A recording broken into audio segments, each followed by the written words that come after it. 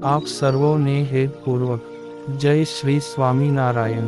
આજની સત્સંગ કથા વાર્તા નિજ મંદિર સાવરકુંડલા। પવિત્ર માઘ માસ વિશેષ। આજની સત્સંગ કથા વાર્તામાં આપણે ચરિત્ર કથા અંતર્ગત ગામ મેથાણના મહામુક્ત કાકાભાઈની પ્રસંગ વાર્તા સાંભળશું। સિદ્ધપુર તીર્થક્ષેત્રમાં ભૂદેવોને ઘી નીતરતા ચૂરમાના લાડુ જમાડીને ભગવાન શ્રી સ્વામિનારાયણ મહાપ્રભુ અને કાઠીસ્વારો પ્રયાણની તૈયારીમાં હતા। સવિતા દેવ અસ્તાચળ તરફ અર્ધે આભે આવી પહોંચ્યા હતા। રોંઢો ઢળતો આવતો હતો ત્યારે મહાપ્રભુને ભાવભરી વિદાય આપવા માટે વિપ્રના અગ્રણી નવલશંકર પંડિત અને થોડા ભૂદેવો ત્યાં ઊભા હતા। કેમ ભૂદેવો, તમે બધા રાજી તો થયા છો ને? તેવું વિપ્ર પૂજક પ્રભુ શ્રીએ પ્રસન્નતાથી પૂછ્યું। ત્યારે નવલશંકરે નમ્રતાથી આભાર પ્રદર્શિત કરતા કહ્યું, અરે પ્રભુ, આજે આપે અમોને મનમાન્યા મોદક જમાડીને ભારે તૃપ્ત કર્યા। વળી ઘણી સારી દક્ષિણાઓ આપી। એથી તો અમારો વિપ્ર વર્ગ આપના આજના જમણવારથી ખૂબ જ સંતોષ પામ્યો છે। આજે તો સહુ દ્વિજો આપની વાહ વાહ બોલે છે, પણ પ્રભુ, મારા અંતરમાં એક આશા અધૂરી રહી જાય છે। તે બોલો ને, આપની શી ઈચ્છા અધૂરી રહી છે? અમે એને પૂરી કરીએ, આમ શ્રી હરિએ સહર્ષ કહ્યું।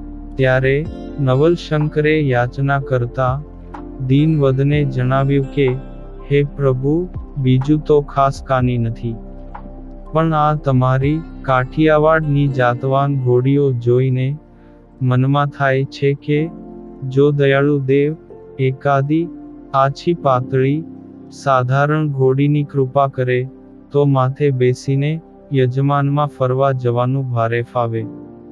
તે આ ભૂદેવને ઘોડીની ભેટ આપીને સંતુષ્ટ કરવા, તેમજ પોતાના એક અનન્ય ભક્તની સમજણની બીજા ભક્તોને પ્રતીતિ કરાવવાના બેવડા હેતુને લક્ષ્યમાં રાખી શ્રીજી મહારાજ આજુબાજુ જોવા માંડ્યા, પણ એ ભક્ત ક્યાંય જોવામાં ન આવ્યા, પરંતુ એની તાજણ ઘોડી નજરે ચડી। એટલે મહારાજે ઘોડીની સરક પકડીને ઊભેલા સ્વારને હાથની સાન કરી પોતાની પાસે બોલાવ્યો। તે પોતપોતાના ઘોડા સાબદા કરી રહેલા કાઠીસ્વારો તો આ જોઈ રહ્યા। પછી જ્યારે તાજણને પાસે લાવી, એટલે એની સરક પ્રભુ શ્રી હરિએ પોતાના હાથમાં લીધી। આથી તો એકીટશે જોઈ રહેલા કાઠીસ્વારોના અંતરના ધબકારા વધી ગયા। પછી શ્રીજી મહારાજે તાજણના મસ્તકે પોતાનો સ્નેહાળ હસ્ત ફેરવી પોતાના હાથમાં રહેલ સરકને નવલશંકરના હાથમાં પ્રેમથી આપીને કૃષ્ણાર્પણ એમ કહ્યું। ત્યાં તો કાઠીસ્વારોનું અંતર એક ધબકારો ચૂકી ગયું ને પેલો સ્વાર તો બોલી ઉઠ્યો જે, પણ પ્રભુ, આ ઘોડી મારી નથી, આ તો મેથાણવાળા કાકાભાઈની છે। એ મને સોંપીને ઉતારામાં પોતે ભૂલી ગયેલ ભીનું પનિયું લેવા ગયા છે। તે ઉતારામાં સૂકવેલું પોતાનું નહાવાનું પનીયું લઈને કાકાભાઈ આવતા દેખાયા। એટલે બધાય ઘોડે સ્વારોએ એમના ભણી પોતાની નજર નોંધી। કાકાભાઈ સ્મરણ કરતા થકા પાસે આવ્યા।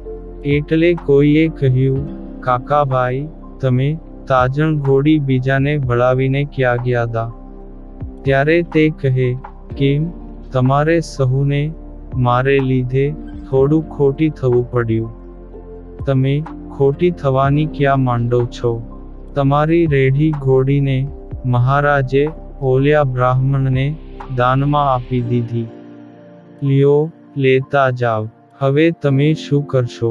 આમ કોઈક કાઠી મિત્રે ટકોર કરતા કહ્યું। આ સાંભળીને મેથાણના આ સમજુ અને પીઢ ભક્ત કાકાભાઈએ હસતા હસતા કહ્યું, મારી તાજણના ધન્ય ભાગ્ય કે મહારાજના હસ્તે એ બ્રાહ્મણને દાનમાં અપાણી. આ તો મહારાજે મારી ઘોડી જ દાનમાં આપી, પણ ભેળો મને એ દાનમાં આપી દીધો હોત ને તો હું પણ એમની આજ્ઞાથી એ સુપાત્ર બ્રાહ્મણના ઠામ વાસણ ઘહવાની વગર પગારે સેવા કરત. અરે તમારી ભલી થાય કાકાભાઈ, તમે તો ભારે ઠાવકી સમજણવાળા છો. ભણે અમને તો એની આજ ખબર પડી. આમ માતરો ધાધલ બોલી ઉઠ્યા. ત્યારે કાકાભાઈ કહે, સમજણ તો મારા જેવા અભણમાં બીજી શું હોય?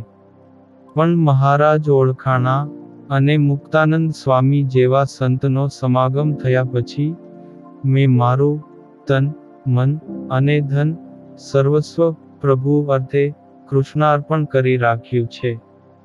મારી પાસે જે કાંઈ છે એ બધું આ મહારાજની કૃપાથી મળેલું છે. એમણે આ થાપણ મને સાચવવા દીધી હતી અને આજે બ્રાહ્મણને આપવા માટે પાછી લઈ લીધી. તે આ સાંભળી માત્ર કાઠી સ્વારો જ નહીં, પણ ત્યાં ઊભેલા બીજાય દિગ્મૂઢ થઈ ગયા ને સહુ બોલી ઉઠ્યા, વાહ દરબાર વાહ, ધન્ય છે તમારી સમજણને. પછી મહારાજ કાકાભાઈ પાસે આવ્યા ને અતિ પ્રસન્નતાપૂર્વક એમને માથે પોતાના બંને હાથ મૂકી દીધા. એટલું જ નહીં, પણ બાથમાં ઘાલીને ભાવથી ભેટી પડ્યા ને બોલી ઉઠ્યા કે દરબારો, તમે અમારા બેડા તો ફરો છો, પણ આ કાકાભાઈના જેવી સમજણ કેટલાની? આમાંથી પૂછ્યા વિના બીજા કોઈની ઘોડીને અમે દાનમાં આપી દીધી હોય તો અંતરમાં કેવા ઘાટ થાય, વિચાર કરી જોજો. આમ મહારાજે કાઠી સ્વારોને હળવી ટકોર કરતા કહ્યું.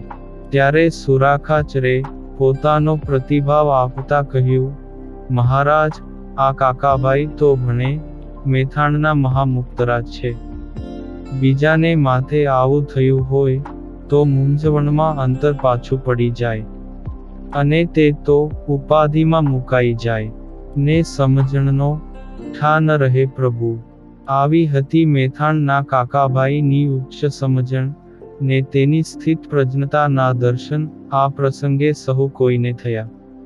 આ પાવન પ્રસંગ આજે મેથાણના મહામુકત લેખમાંથી સાંભળ્યો અને હવે પછીની કથા વાર્તા આપણે આગળના ભાગમાં સાંભળશું.